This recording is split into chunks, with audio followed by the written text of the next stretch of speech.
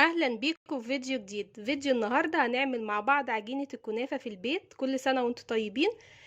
طريقتها سهله جدا ومكوناتها كمان بسيطه. مكوناتها كوبايه ونص من الدقيق ده منخول، كوبايه الا ربع من النشا، معلقتين من الزيت كبار، وذره من الملح، وهنحط عليهم كوبايه ونص ميه دافيه، والميه حسب نوع الدقيق ممكن تاخد اكتر وممكن اقل. هنحضر الخلاط وهنحط فيه كل المكونات. ممكن نحطها في طبق وبمضرب يدوي او مضرب كهربائي او اي حاجة، ممكن بايدينا كمان. اول حاجة هننزل بمعلقتين الزيت،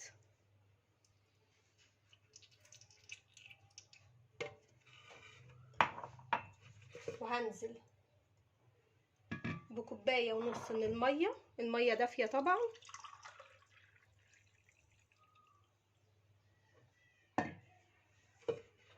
كوباية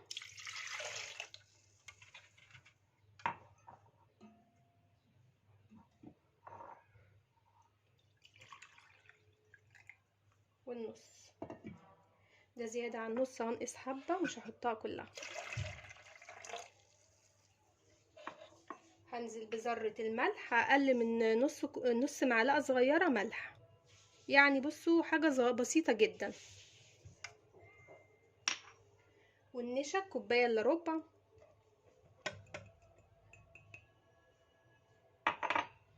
كوباية ونص من الدقيق ومنخول. بصوا كوباية الدقيق مش مليانة قوي، مش هرمية يعني. هنضرب كل المكونات ديت في الخلاط اهو زي ما احنا شايفين.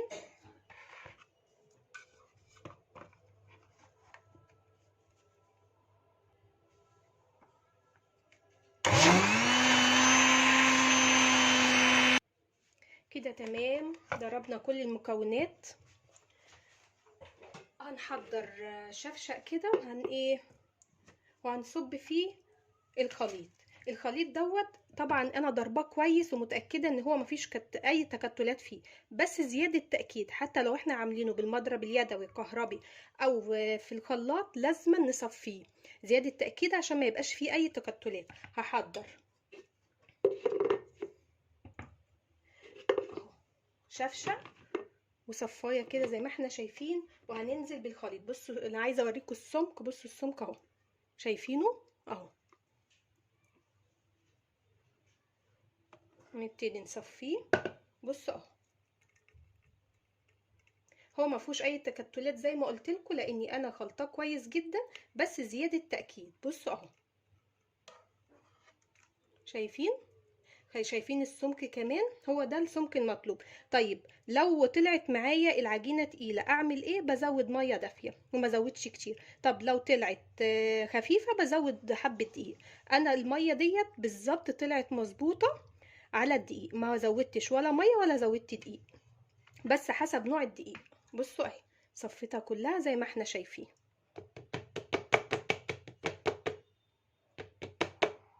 هوريكم برضو السمك، بصوا السمك اهو شايفين عامل ازاي اهو، ده هو المطلوب. هبتدي اغطيها ونسيبها تريح لمدة ربع ساعة، ما اشتغلش فيها دلوقتي الا بعد ربع ساعة. طيب عقبال لما تريح ربع ساعة هنجهز ازازة بالشكل دوت اهو، عشان هعبي فيه الخليط. والغطا الازازه هنبتدي ان احنا نفتح فيه فتحات رفيعه جدا، ما تكونش فتحات تخينه. انا بصوا جايبه زي دبوس كده او اي حاجه رفيعه عندنا، هسخنه وابتدي اعمل فتحات في الغطا. سخنت الابره ونبتدي نعمل فتحات في الغطا، فتحات رفيعه جدا. بصوا اهو بالشكل ده. بنعمل فتحه واحده في النص، كذا فتحه اللي احنا حابينه.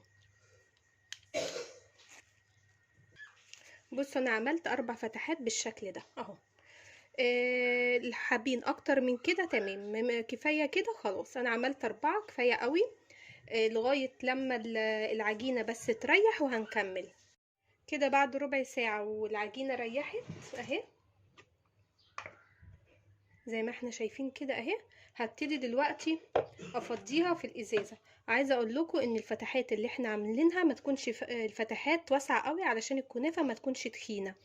هنبتدي دلوقتي نجيب القمع كده اهو وانزل بالخليط.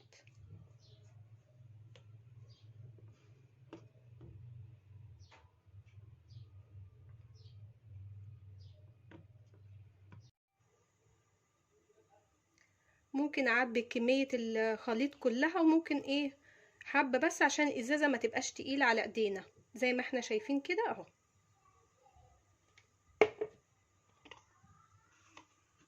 اهو بالشكل ده.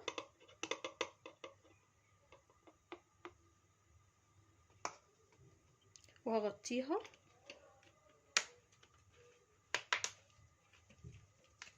تعالوا نشوف ايه الكنافه هتطلع ازاي. هنحضر جريل او طاسه تيفال او صاجه زي ما انا هسوي عليها كده. لو الومنيوم زي ما انتوا شايفين هندهنها زيت اهو، زيت في منديل كده اهو، وهمسح بيه الصاجه.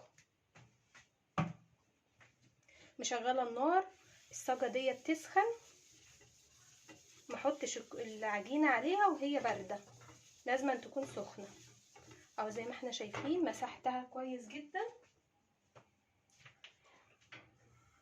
وما احطش العجينه الكنافه الا لما احط ايديا كده واحس ان الصاجه سخنه.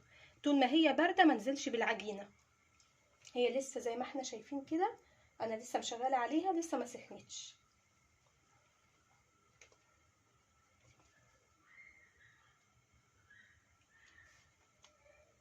واكون محضره صينيه وعليها فوطه علشان اطلع على طول الكنافه في الفوطه عشان ما تنشفش اهو كده. تمام سخنت، هبتدي انزل.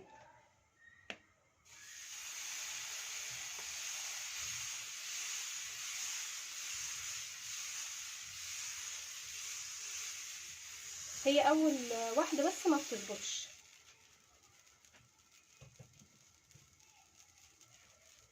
اهو زي ما احنا شايفين.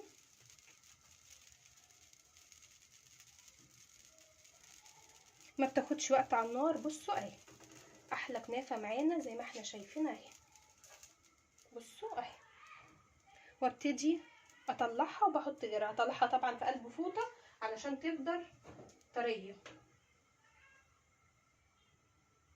هنبتدي ننزل برضو اهو.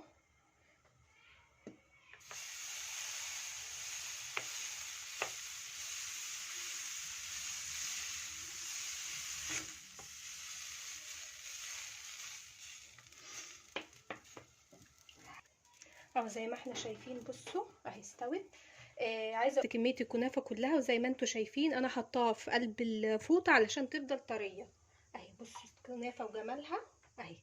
بصوا طريه ازاي اهي. بصوا عامله ازاي. عملت معايا اكتر من نص كيلو زي ما احنا شايفين كده. سهله جدا وطالعه ناجحه جدا. عملت معاكم القطايف قبل كده والمره دي الكنافه. جربوهم، الطريقتين ناجحين جدا.